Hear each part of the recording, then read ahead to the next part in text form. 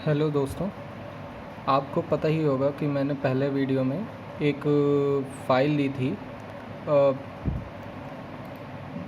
विवेक one text file ली थी जिसको मैंने कन्वर्ट किया था विवेक टू एक्सेल फ़ाइल में। सो मैं आज बताऊंगा कि जैसे आपको फर्स्ट मैं फ़ाइल दिखा देता हूं कि क्या फ़ाइल है। विवेक टू एक्सेल फ़ाइल ऐसी है। सो अगर आपको इस फाइल में मान लीजिए कि कुछ कॉलम्स या कुछ रो डिलीट करने हो तो आपको क्या करना है। बहुत इजी तरीका है। हमें क्या करना है, हमें हमें एक ओपन पी वाई एक्सेल करके एक मॉड्यूल होता है, उसके लिए भी हमको फाइल में जाके सेटिंग में जाके ये प्रोजेक्ट इंटरप्रेटर में जाके पॉजिटिव में जाके यहाँ openpyxl module को क्लिक करके इंस्टॉल पैकेज कर देना है। ठीक है। अब मैं स्टार्ट करता हूँ। मैंने इंपोर्ट किया पहले, import openpyxl. Excel file मैंने एक डिफाइन किया, excel file is equal to openpyxl dot load worksheet. सबसे पहले हमने जो पहले विवेक टू फाइल चेंज की थी उसको मैंने यहाँ लोड कर लिया है। और उसमें जो विवेक टू में हमारी जो एक्सेल सीट थी वो नंबर 1 एक्सेल सीट का हम यूज़ कर रहे थे विवेक टू।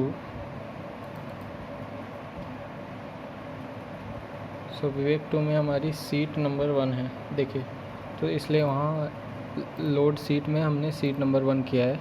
एक्चुअली ये फ़ाइल को बंद कर दीजिएगा, नहीं तो वो पाइथन लोड नहीं करता फिर। सीट 1 लिया है। अब हमको अगर कुछ कॉलम्स डिलीट मारने हैं हमको ये शो करना पड़ेगा, delete sheet dot delete calls. अब ये IDX जो है, IDX बताता है कि आपका स्टार्टिंग कॉलम क्या है। जैसे मैं कॉलम 1 to 8 डिलीट मारना चाहता हूँ तो मैंने यहाँ डाला है स्टार्टिंग कॉलम 1 to 8। ठीक है।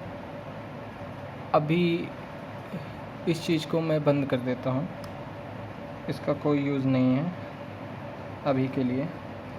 इसको मैंने इसलिए लिखा है कि मेरे फाइल में जो कॉलम्स नंबर हैं वो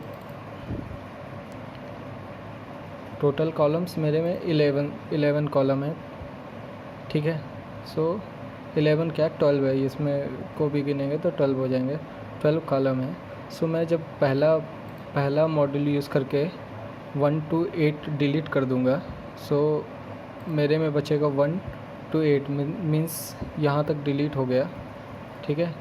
जो बचेगा अगर उसमें से भी कुछ कॉलम को, जैसे मान लीजिए लास्ट के 2 कॉलम को डिलीट करना है मैं ऐसा यूज़ करूँगा कि 3 to 3 मतलब लास्ट के 3 कॉलम को डिलीट कर देगा वो। क्योंकि जब पहले में हमारे पास 12 कॉलम्स थे 8 हट गए, जब 8 हटेंगे 12 से तो 4 बचा।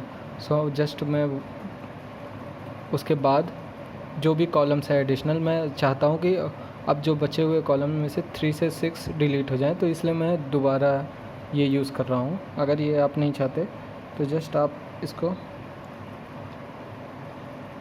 बंद कर दीजिए।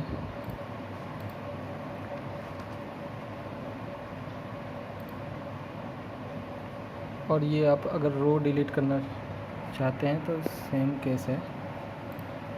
रो को डिलीट करने के लिए भी आप एक्सेल शीट डॉट डिलीट रोज़ और IDX 1 अमाउंट भी आप यहाँ भी अमाउंट ऐड कर सकते हैं, कोई दिक्कत नहीं, सेम है। और ये भी अभी बंद कर दीजिए।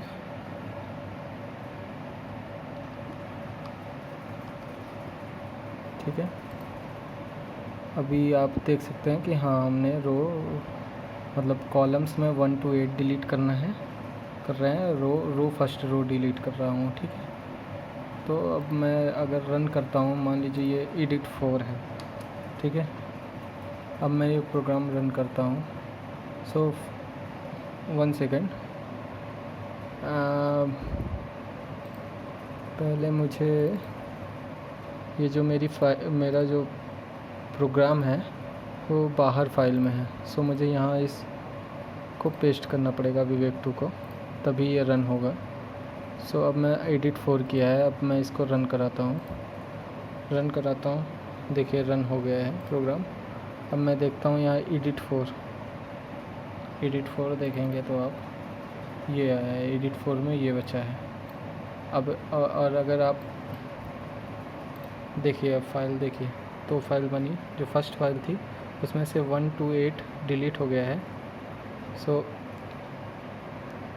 1 to 8, 1 2 3 4 5 6 7 8 यहाँ तक डिलीट हो गया है। सो यहाँ से बाकी आया है। अगर आप इन 3 को डिलीट मानना चाहते हैं तो 3 to 5 करना पड़ेगा, तो ये भी डिलीट हो जाएंगे। जो पीछे के मान लीजिए आप चीज़ें डिलीट मानना चाहते हैं।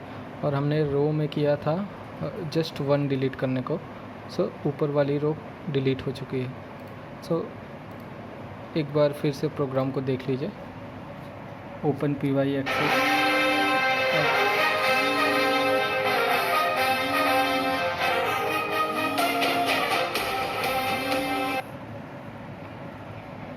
सो open pyxl module, excel file and पहले मैंने एक्सेल वर्कशीट को लोड कर दिया, फिर शीट को लोड कर दिया।